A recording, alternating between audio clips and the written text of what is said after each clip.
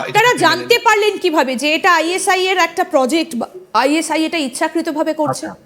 তো যখন এই ঘটনাগুলো ঘটছে, এটা একবার দুবার আমি দেখার পরে আমার কাছে তখন জিনিসটা সন্দেহ হলো যে হঠাৎ করে এইভাবে তৎপরতা, কেমন জানি মনে হচ্ছে যে তারা সম্পর্কটা স্বাভাবিক করতে চাচ্ছে। যেহেতু মাননীয় প্রধানমন্ত্রী শেখ হাসিনা যতদিন ধরে ছিলেন, পাকিস্তানের সাথে কিন্তু একটা দূরত্ব আমাদের সবসময় ছিল। সেই দূরত্বটা ছিল একাত্তরের হিসেবটা সবসময় আমাদের মাথায় ছিল, এটা সবসময় বরাবর ছিল।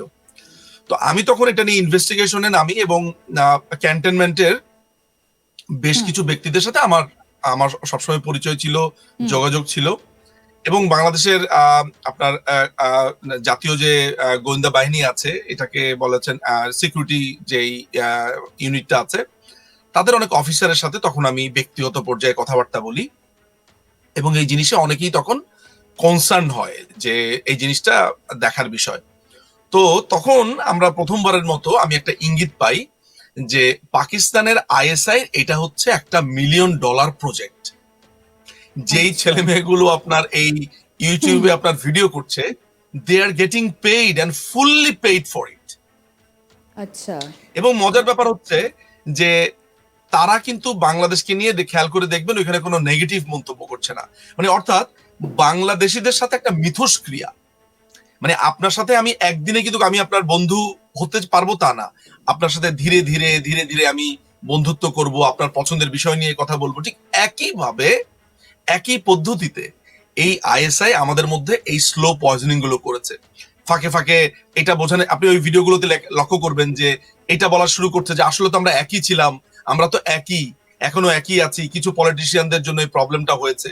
অর্থাৎ মুক্তিযুদ্ধের পুরো ব্যাপারটাকে একটা অ্যাক্সিডেন্ট, অন্য আঙ্গিকে দেখানোর একটা চেষ্টা।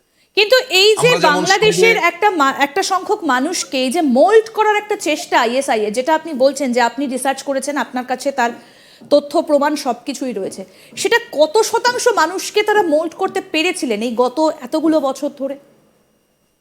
এটা তো মনে হয় একটা বড় ধরনের প্রমাণ আপনি 5ই অগস্টের পরে আপনি দেখতেই পেলেন।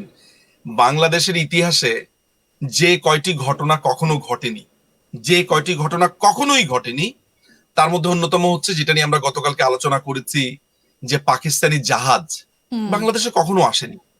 এটা আপনি বিএনপি আমল বলেন, এরশাদের আমল বলেন, আর মাননীয় 71 সালের পরে আর দেখাই যায়নি, আর ঢোকেনি। 53 বছরে যে ছবিটা দেখা যায়, বাংলাদেশে কখনো মোহাম্মদ আলী জিন্নার মৃত্যুবার্ষিকী এবং জন্মবার্ষিকী পালিত হয়েছে, এটাও কখনো হয়নি। মানে অদ্ভুতভাবে চরিত্রটার পরিবর্তন হয়ে যাচ্ছে।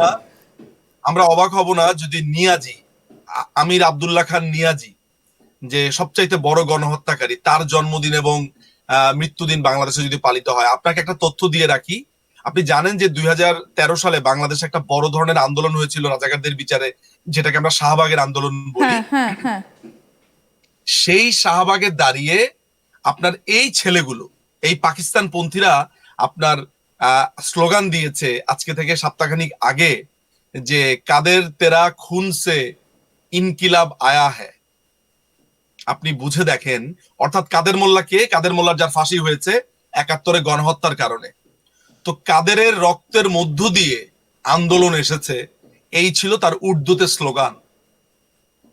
তাহলে এই যে সম্পর্ক স্বাভাবিকরণ যে প্রজেক্টটা ওরা হাতে নিয়েছে আইএসআই, তারা অনেকটাই সফল। আপনি পার্সেন্টেজ জানতে চান? তো পার্সেন্টেজ হয়তো বা আমার পক্ষে, মানে রিসার্চে যে মেথোডোলজি আছে, যে রিসার্চে যে পদ্ধতি আছে, সেই পদ্ধতি অবলম্বন করে আমি আপনাকে এক্সাক্ট ফিগার না বলতে পারলেও বাংলাদেশে একটা বড় অংশ এখন এই পুরো মানে আবহে হারিয়ে গেছে। পাকিস্তানের বাংলাদেশে আসা বা বাংলাদেশের মানুষকে মোল্ড করা, পাকিস্তানকে আসতে হবে দুভাগে। এক হচ্ছে জলসীমানা পেরিয়ে আরব সাগর হয়ে, ভারত মহাসাগর হয়ে তাদেরকে আসতে হবে বাংলাদেশে, তারপরে বঙ্গোপসাগর দিয়ে, অথবা ভারতকে ডিঙিয়ে, যেটা কোনোভাবেই এই মুহূর্তে সম্ভব নয়। এতটা দূরত্বে বাংলাদেশের এই যে অবস্থান, সেটাকে তারা তখন থেকেই কাজে লাগানোর একটা পরিকল্পনা করে আসছে। এবং এটা কি বাংলাদেশকে করায়ত্ত করা, নাকি ভারতের প্রতি তাদের যে বিদ্বেষ সেই জন্য তাদের এই কর্মকাণ্ড? দেখুন, আমি আপনাকে বলি, বাংলাদেশকে মানে মানে যদি আপনি আমাদের ভূ রাজনৈতিক চিন্তা ভাবনাগুলো ওইভাবে আমরা হিসাব করি, তাহলে বাংলাদেশকে পাকিস্তান হয়তোবা পুরোপুরি করায়ত্ত করা, তারপর আবার দখল নিয়ে আরেকটা রাজ্য বানানো, এটা মনে হয় হয়তোবা এই সময় একটু কঠিন। কিন্তু ধরা যাক যে আনঅফিসিয়ালি বাংলাদেশকে একটা দখলীভূত রাজ্য হিসেবে করাটা কঠিন কিছু নয়, যেটার মূল টার্গেট ভারত। কিভাবে সেটা আমি আপনাকে বলছি। যেমন গত টার্মে অর্থাৎ 15 বছর আগে যখন জামাত বিএনপি শাসন ছিল, তখন 10 ট্রাক অস্ত্র ধরা পড়েছিল, আপনি জানেন। এবং যেই কম্পাউন্ডে ধরা পড়েছে তার প্রধান ছিল হচ্ছে মতিউর রহমান নিজামী, 71-এর রাজাকার, যার ফাঁসি হয়ে গেছে, সেটা আপনি জানেন। তো এত মন্ত্রণালয় থাকতে, এত কিছু থাকতে, মতিউর রহমানের শিল্প মন্ত্রণালয়ে কেন এটা ধরা পড়তে গেল? আর মতিউর রহমান নিজামীর সাথে, মতিউর রহমান নিজামীর মৃত্যুর পরে পাকিস্তান কিভাবে শোকবাণী দিয়েছে, আজকে যে ইমরান খান এত বড় বড় কথা বলছে তেহরিক ইনসাফের, সে তখন ওই বিচারের সময় কিভাবে প্রতিবাদ করেছিল তা আমাদের জানা আছে। ফলে পাকিস্তানের যে টার্গেটটা সেটা হচ্ছে আপনাদের যে এই যে আপনার মণিপুর আছে, তারপরে হচ্ছে যে ত্রিপুরা আছে, মানে এই যে সীমান্তের যে অঞ্চলগুলো আছে, সেখানে বেশ কিছু বিচ্ছিন্নতাবাদী আছে, বা বাংলাদেশে এক ধরনের বিচ্ছিন্নতাবাদী আছে যারা একসময় এদের নাম ছিল হচ্ছে শান্তি বাহিনী, এখন এগুলো হয়েছে কুকি চীন নামে একটা দল আছে।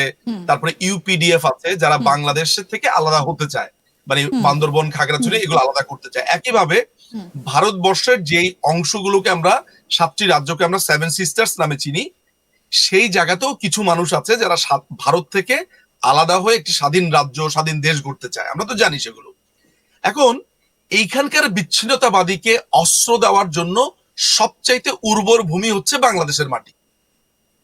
তো পাকিস্তান যদি ভারতকে ক্যাপচার করতে চায়, তাহলে তার মেইন ল্যান্ডে ঢুকে ওইটা করতে পারবে না। তাকে কিভাবে করতে হবে? চারপাশ দিয়ে ঘিরতে। এই ধরনের প্রক্সি ওয়ারের নিয়মই হচ্ছে যে ইউনাইটেড ফেডারেল যেসব কান্ট্রিগুলো আছে, যেমন আমরা জানি যে রাশিয়া বহুভাবে চেষ্টা করছে আমেরিকার কোন একটা ফেডারেল রাজ্যকে, যেমন মিয়ামি, মানে আপনার নিউ মেক্সিকো, এইসব জায়গাগুলোকে অনেক সময় চেষ্টা করে যে ওদের ভেতরে একটা প্রবলেম তৈরি করার জন্য, যেটা আমেরিকাও করে। আপনার যেমন করেছেও, আপনার কোল্ড ওয়ারের সময় আমরা দেখেছি সোভিয়েত ইউনিয়ন ভেঙে এখন রাশিয়া হয়েছে, সফল হয়েছিল আমেরিকা।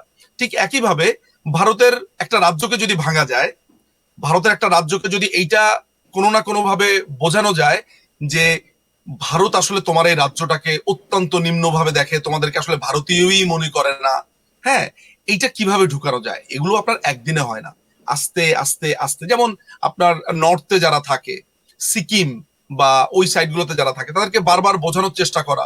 খেয়াল করে দেখবেন যে ইন্ডিয়ান একটা মুভি আছে চাক দে ইন্ডিয়া। চাক দে ইন্ডিয়াতে যখন ওই মেয়েগুলো শাহরুখ খানের কাছে এসে রেজিস্ট্রেশনের সময় আসে, তখন দুটো মেয়ে সেখানে বলে যে নিজের বাড়িতে গেস্ট হয়ে থাকতে তোমার ভাল লাগবে। অর্থাৎ ওইখানেও খানিকটা ইঙ্গিত আছে আপনার। তার মানে হলো যে ভারতেরও একটা অংশের কিছু মানুষকে এটা মনে করানো হয় কোনো না কোনো ভাবে তোমরা আসলে ভারতীয় না। এই যে মনে করানো হয়, এই পুরো ব্যাপারটাকে ক্যাশ করে কারা? যারা ওই দেশটাকে কোনো না কোনো ভাবে ক্ষতিগ্রস্ত করতে চায়।